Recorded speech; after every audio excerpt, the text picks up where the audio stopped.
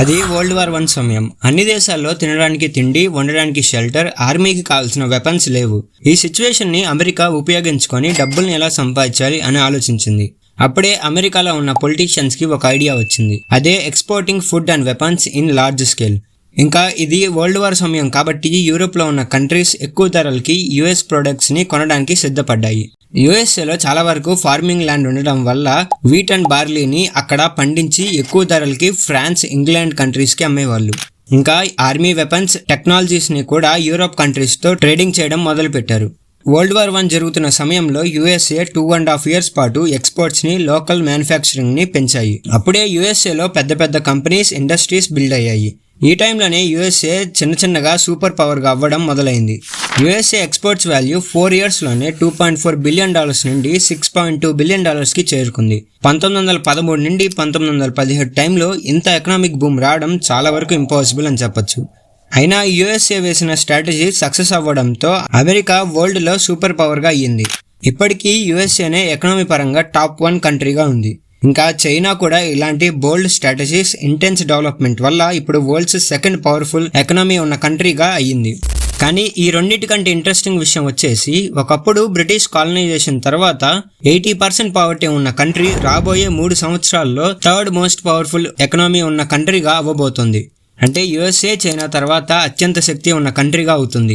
ఇంకా ఆ కంట్రీయే మనం ఉంటున్న భారతదేశం. ఇలా ఈ కాంటెక్స్ట్ మీద ఈ వీడియోలో ప్రెసెంట్ ఇండియా ఎకనామీ పరంగా టాప్ 5th పొజిషన్ కి ఎలా వచ్చిందో చూద్దాం. ఇంకా యుఎస్ఏ, చైనా లాగా ఇండియా కూడా సూపర్ పవర్ అవ్వగలదా లేదో చూద్దాం. ఈ వీడియో చాలా ఇంట్రెస్టింగ్ ఉంటుంది. Before starting, like the video and subscribe to channel. Let's get started.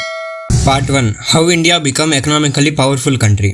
ముందుగా ఇండియాకి ఇండిపెండెన్స్ వచ్చిన ఫస్ట్ డే నుండి ఇప్పటి వరకు వచ్చిన ఎకనామికల్ గ్రోత్ గురించి చూద్దాం.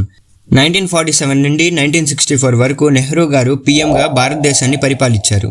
200 సంవత్సరాలు పైగా బ్రిటిష్ కాలనైజేషన్ వల్ల భారతదేశంలో 80%కి పైగా పావర్టీ వచ్చింది. స్వాతంత్రం వచ్చేసరికి భారతదేశంలో ప్రతి ఒక్కరికి తినడానికి తిండి, కావాల్సినంత ఆహారం కూడా లేదు.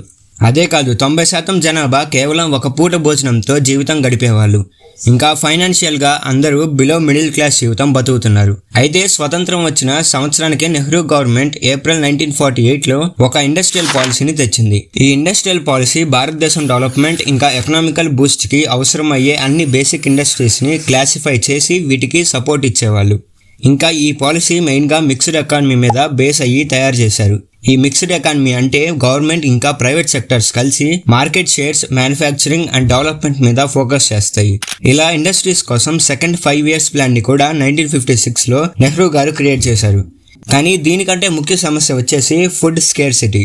ఫుడ్ గ్రెయిన్స్ ని చాలా శాతం వరకు ఇండియా ఇంపోర్ట్ చేసుకోవడం వల్ల దేశానికి ఎకనామికల్ గా పెద్ద సమస్య వచ్చింది. అందుకు గవర్నమెంట్ 1951లో ఫస్ట్ 5 years ప్లాన్ ని రిలీజ్ చేసింది.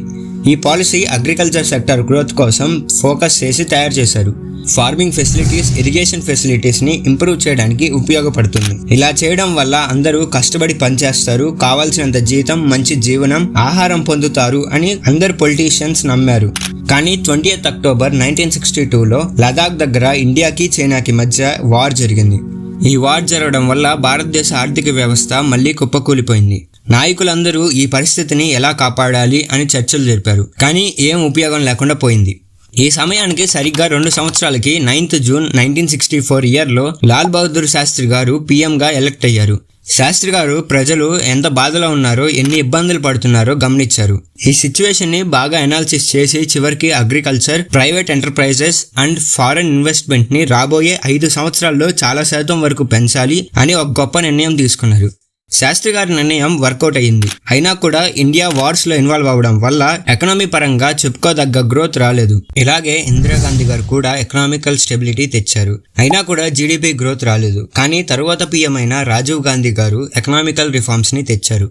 ఇండియాలో టెక్నాలజీ ఇంపార్టెన్స్ ని గుర్తించి రాజీవ్ గాంధీ గారు ఇన్ఫర్మేషన్ టెక్నాలజీ అండ్ టెలికాం ఇండస్ట్రీలో భారీ మార్పులు తెచ్చారు.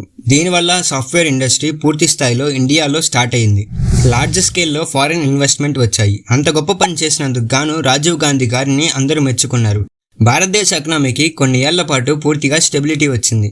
కానీ 1991లో ఇండియాలో వర్స్ట్ ఎకనామిక్ క్రైసిస్ వచ్చాయి. మళ్లీ సమస్యలు మొదలయ్యాయి. రూపీ వాల్యూ పడిపోయి డాలర్ వాల్యూ బాగా పెరిగింది. అప్పుడే పివి నరసింహారావు, మన్మోహన్ సింగ్ గారు కలిసి క్రైసిస్ ని కంట్రోల్ చేయడానికి ట్రై చేశారు. $240 మిలియన్ ని లోన్గా తెచ్చారు. ఇలా తేవడానికి ఇన్వెస్ట్మెంట్ బ్యాంక్ యూఎస్పీకి మొత్తంగా 20 టన్నుల బంగారాన్ని అమ్మారు.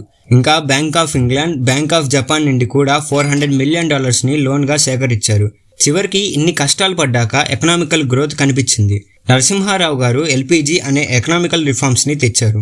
ఎల్పీజీ అంటే లిబరైజేషన్, ప్రైవేటైజేషన్, గ్లోబలైజేషన్. అదే ఇయర్లో ఎల్పీజీ రిఫార్మ్ని ఇంప్లిమెంట్ చేశారు.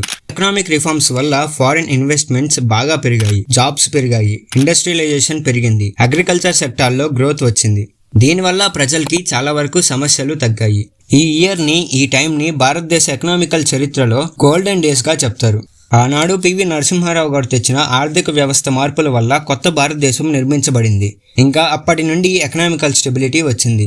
చిన్నగా జీడిపి గ్రాఫ్ పెరుగుతూ వచ్చింది. తర్వాత వాజ్పేయి గారి గవర్నమెంట్ రూలింగ్లోకి వచ్చింది. వాజ్పేయి గారి గవర్నమెంట్ ముఖ్యంగా ప్రైవేటైజేషన్ మీద ఫోకస్ చేశారు.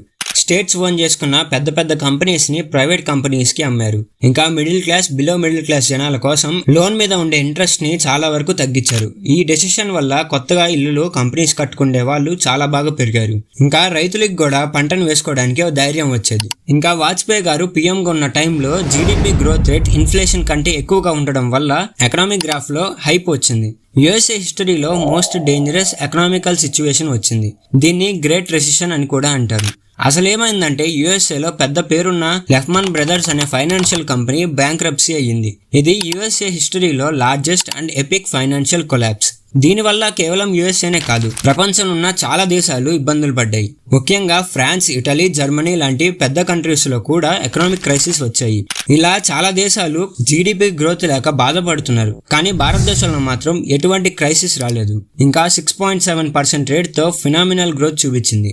Over the time Indian economy స్ట్రాంగ్గా బిల్డ్ అవుతూ వచ్చింది. ప్రతి ఫైనాన్షియల్ ఇయర్లో కన్సిస్టెంట్గా గ్రోత్ రేట్స్ని చూపిస్తూ వచ్చింది. 2014లో కూడా బీజేపీ పార్టీయే మళ్ళీ గవర్నమెంట్ని ఫామ్ చేస్తుంది. కానీ ఈసారి వాజ్పేయి గారి బదులు పీఎంగా నరేంద్ర మోడీ గారు ఎలక్ట్ అయ్యారు. పీఎం నరేంద్ర మోడీ అయితే ఫ్యూచర్లో ఎకనామికల్ గ్రోత్ ఉండదు, ఇంకా జీడిపి పెరగదని అపోజిషన్ పార్టీస్ చెప్పాయి. కానీ మోడీ గారు కూడా ఎకనామికల్ గ్రోత్ మీద బాగా ఫోకస్ చేసి వర్క్ చేశారు. కానీ మెయిన్ ఎకనామికల్ ప్రాబ్లమ్స్ని ఇండియా ఇంకా ఫేస్ చేస్తూ ఉంది. డెవలప్మెంట్లు జరుగుతున్నాయి, కానీ దేశానికి ఉన్న లోన్స్ కూడా పెరుగుతూ పోతున్నాయి. ట్యాక్సులు పెరుగుతున్నాయి, పావర్టీ తగ్గడం లేదు, ఇన్ఫ్రాస్ట్రక్చర్ కూడా పూర్తి స్థాయిలో లేదు, స్టార్టప్స్, ఫారిన్ ఇన్వెస్ట్మెంట్స్ కూడా పెరగడం లేదు. ఇవన్నీ ప్రాబ్లమ్స్ ఉన్నాయి అని మోడీ గవర్నమెంట్ అర్థం చేసుకుని న్యూ స్కీమ్స్ని, పాలసీస్ని తెచ్చారు. బ్లాక్ మనీని, కరప్షన్ని కంట్రోల్ చేయడానికి 500 రూపీ నోట్ని, 1000 రూపీ నోట్స్ని బ్యాన్ చేశారు. కానీ ఈ ప్లాన్ కూడా కొంతవరకే వర్కౌట్ అయ్యింది. పొలిటీషియన్స్, గవర్నమెంట్ ఎంప్లాయీస్, ఇంకా రియల్ ఎస్టేట్ సెక్టార్స్లో కరప్షన్ తగ్గడం లేదు, ఇంకా టైం టు టైం పెరుగుతూ పోతున్నాయి. కరప్షన్ని, బ్లాక్ మనీని కంట్రోల్ చేయడం చాలా ముఖ్యమైన విషయం. ఒకవేళ అలా చేయకపోతే వీటి వల్ల ఎకనామీ పూర్తి స్థాయిలో కుప్పకూలిపోతుంది. ఇంకా 2019 నుండి కరోనా మొదలైంది. కరోనా టైంలో చైనా డామినేషన్ ఇండియన్ ఎకనామీ మీద కూడా చాలా పెద్ద ఇంపాక్ట్ ఉంది అని అందరికి తెలిసింది. లాక్డౌన్ టైంలో అన్ని దేశాల్లో సిచ్యువేషన్ బ్యాడ్గా ఉంటే అదే ఇండియాలో మాత్రం 2021లో అయితే 9.1%ని, 2022లో 7.2% జీడిపి గ్రోత్ని చూపించింది.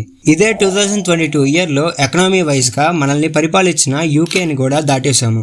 ఇండియా ప్రస్తుతం 5th లార్జెస్ట్ ఎకనామీ ఉన్న కంట్రీగా అయ్యింది. ఇలానే కన్సిస్టెంట్గా గ్రోత్ ఉంటే రాబోయే 3 సంవత్సరాలలో ఇండియా 5th నుండి 3rd ప్లేస్కి వెళ్తుంది అని ప్రముఖ ఆర్థికవేత్తలు, ఆర్బీఐ ఆఫీసర్స్ నమ్ముతున్నారు.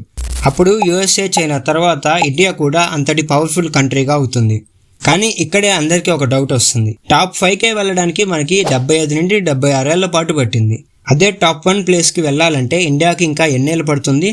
ఇంకా ఇండియన్ గవర్నమెంట్తో పాటు సిటిజన్స్గా మనం ఏం చేస్తే 2040కి లేదా 2050 కల్లా ఇండియా సూపర్ పవర్ అవ్వగలదో నెక్స్ట్ వీడియోలో తెలుసుకుందాం. నా ఎక్స్ప్లెనేషన్ నచ్చితే వీడియోని లైక్ చేసి షేర్ చేయండి. Signing off Infobros Telugu. Thank you.